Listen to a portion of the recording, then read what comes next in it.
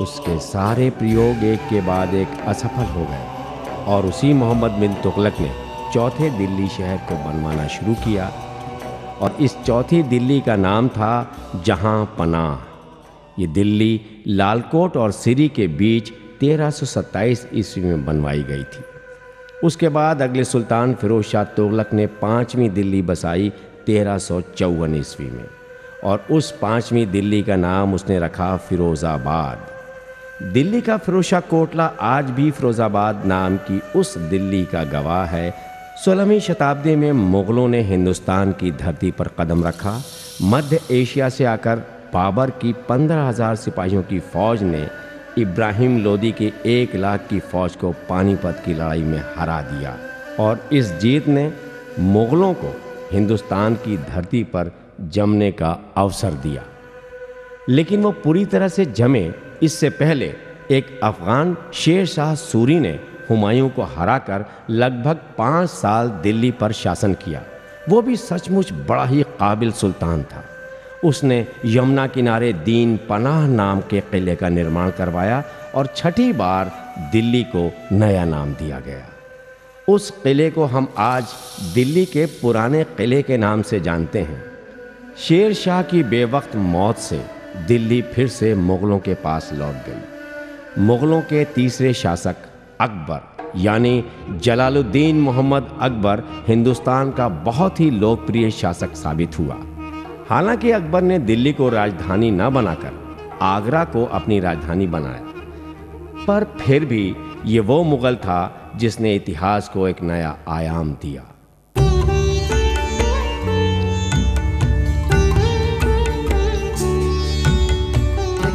हिंदुओं पर जजिया कर हमेशा से लगता आया है। पिछले कई सौ सालों से जितने मुस्लिम बादशाह रहे उन सभी ने हमेशा से हिंदू आवाम से इस कर की वसूली की है और हिंदुओं को भी इसकी आदत है। सल्तनत बेकार में ये कर माफ करके नुकसान क्यों सहे? जो जुल्म सालों से होता आया है वही हम भी करें तो अकबर में और बाकी हुक्मरानों में क्या फर्क रहा?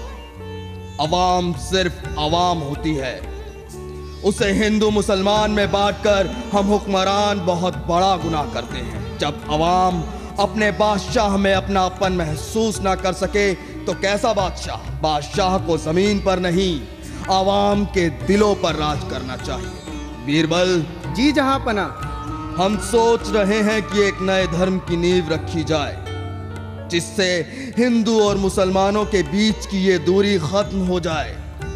हिंदू और मुसलमान सब एक ही धर्म के मानने वाले बन सके। बहुत अच्छा विचार है जहांपना, पर इस नए धर्म का नाम क्या होगा? दीन इलाही।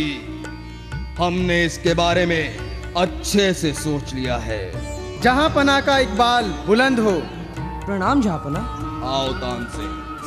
जहांपना, आपके राज में मूर्ति कला, चित्रकला, संगीत, नृत्य सबका विकास हो रहा है।